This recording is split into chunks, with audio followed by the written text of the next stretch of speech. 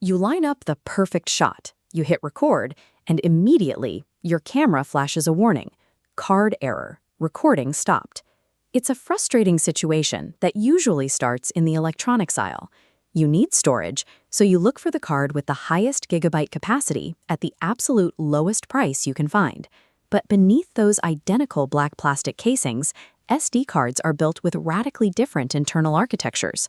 A camera shooting high-speed photo bursts processes data completely differently than a security camera recording a continuous 24-hour loop. When your card fails, it rarely means you bought a bad brand. It means there is a catastrophic mismatch between the card's hidden hardware and the specific workload your device demands. The biggest deception driving this mismatch is printed right on the front of the packaging. You'll see massive numbers, like 160 megabytes per second peak speed, plastered in bold typography.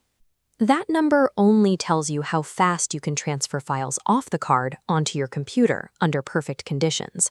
It tells you absolutely nothing about how well the card will actually record incoming data from your camera.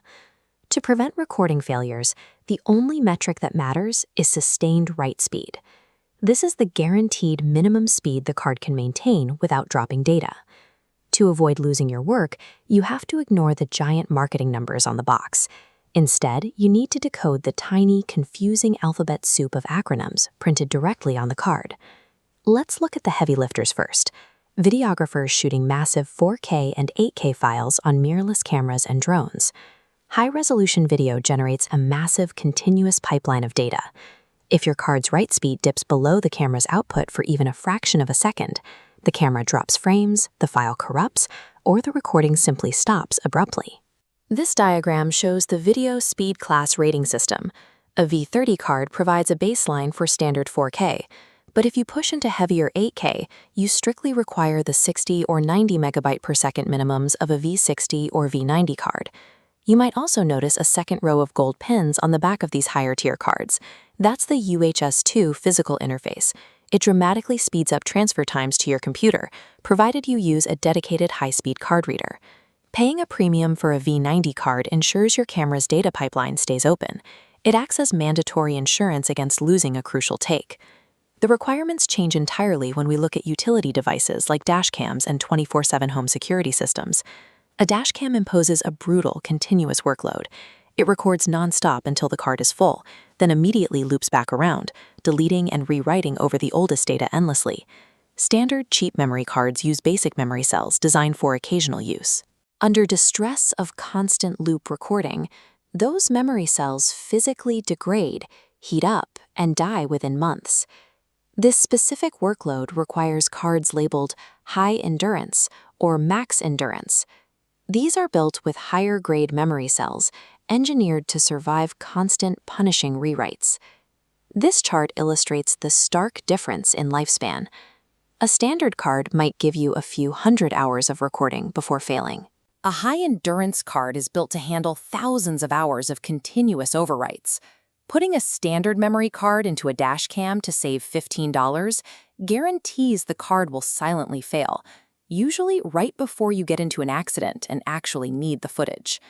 Now consider a third scenario, expanding the storage on smartphones, action cameras, and handheld gaming consoles.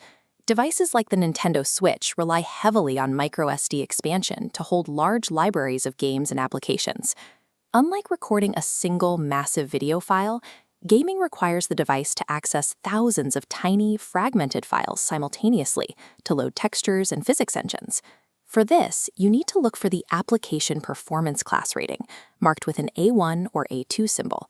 This measures input-output operations per second, rather than raw sequential speed. An A2 rating ensures the card can handle thousands of read and write commands every second. That translates directly to shorter loading screens, faster graphic rendering, and less in-game stutter. Upcoming hardware, like the anticipated Switch 2, will push this even further, requiring an entirely new standard called microSD Express to achieve speeds comparable to modern solid-state drives.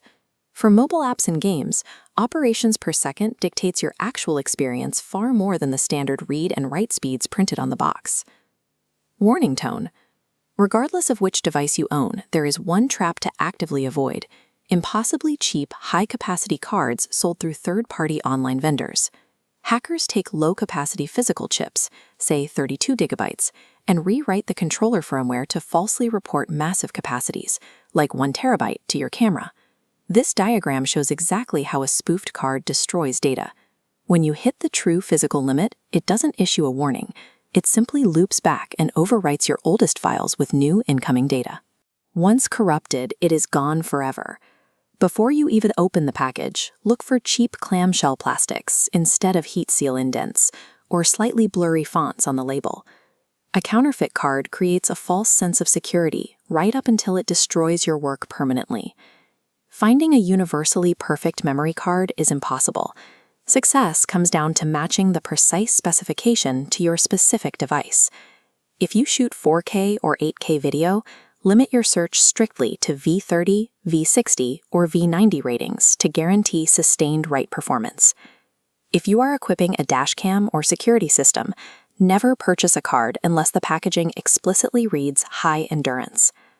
If you want to upgrade your phone or a handheld console, look for the A2 symbol to ensure your applications and games load quickly. Once you have the right card, always format it inside the device you intend to use it in, rather than on your computer. This ensures the correct file system is applied.